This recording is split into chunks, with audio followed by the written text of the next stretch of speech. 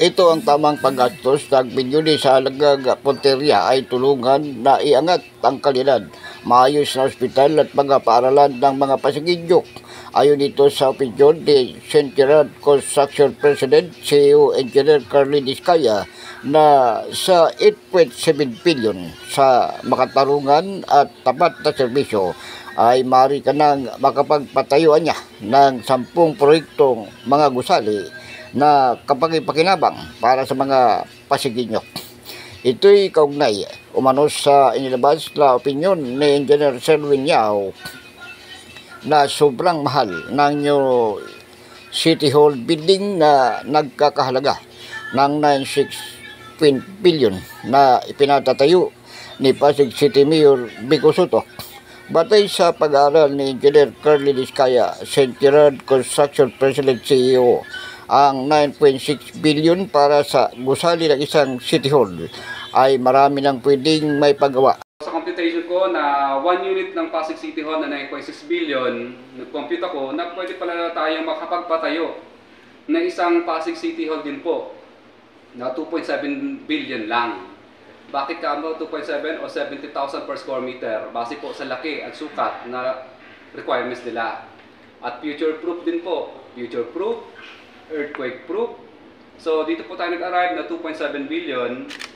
At katunayan, sabi ko 9.6 billion, pero pwede pa lang tapusin ang City Hall ng 2.7 billion lang. Basta't hindi lamang kanya haluan ng katiwalian sa pag-aaral at opinyon ng dalubhasang inhenyero sa halagang 2.7 billion ay isang magara at bagong City Hall building na ang kayang ipagawa sa kaparehong sukat ng floor area kontra 9.6 billion na proyekto ni Mayor Vico Soto.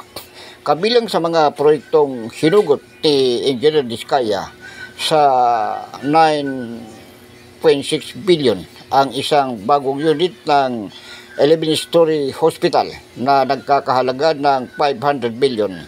5 bagong unit ng 11-story housing building sa halagang 2.0 billion. Isang bagong unit ng 11-story university building na nagkakahalaga ng 500 billion. 5 unit ng bagong 7-story high school building sa halagang 500 billion. 5 unit ng bagong 4-story elementary school building sa halagang 500 million. Dagdag pa niya na maaring itayo o ipagawa ang 2 bagong tulay na nagkakahalaga ng 300 milyon, 10 barangay road na tig 3 kilometro sa barangay Pinagbuhatan na nagkakahalaga ng 100 milyon, 10 drainage at flood control na tig 3 kilometro ang haba sa barangay Pinagbuhatan sa halagang 100 milyon at 30 multi-level multipurpose hall at covered court na nagkakahalaga ng 1.5 million. At katunayan, kung si Ate Sara po ay magkakaroon sana ng pagkakataon na siya ay palarin in the future, ay hindi lang po 2.7 billion na City Hall ang pwede po nating maitayo at maipalit po sa 9.6 billion ng kasalukuyang administrasyon na ngayon na itinatayo. Kundi matadagdagan pa natin ito ng isang 11-story hospital na nagkakahalaga ng 500 million at mula doon sa sukli ng 9.6 billion, pwede pa po tayo makapagpatayo ng 5 units ng 11-story housing na nagkakahalaga ng 2 billion. Isang 11-story university na nagkakahalaga ng 500 million. 5 pirasong 7 palapag na high school building na nagkakahalaga ng 500 million. 5 pirasong 7 palapag na elementary school building na nagkakahalaga ng 500 million. 2 pirasong tulay, makakagawa tayo na nagkakahalaga ng 300 million upang maibsan ang ating mga traffic congestion. 10 pirasong kalsada na tag 3 kilometro ang layo na pwedeng ilagay sa Pinagbuhatan. Ang budget ay 100 million sapagkat maraming kalsada, malapit pang lugar sa Pinagbuhatan, wala pang kalsada. 10 pirasong drainage line canal, flood control na 3 kilometro ang haba, na ang halaga ay 100 million na pwedeng ilagay din sa Pinagbuhatan, kaya sila binabaha dahil wala pang kanal yung ibang lugar doon. At 30 perasong multi-level, multi-purpose hall with covered court na 1.5 billion ang magagawa po mula sa 9.6 billion. At katunayan, kung yung budget po ng 9.6 billion ay gagamitin po natin sa 10 perasong nabanggit ko na uri ng project, ay aabutin lang po ng 8.7 billion. Nakatipid pa tayo.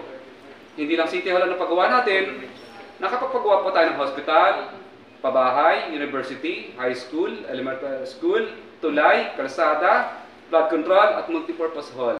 Ayon kay Engineer Kuya Carly Diskaya, sa kabuuan ng napakaraming proyektong ito, aabot lamang sa 8.7 billion.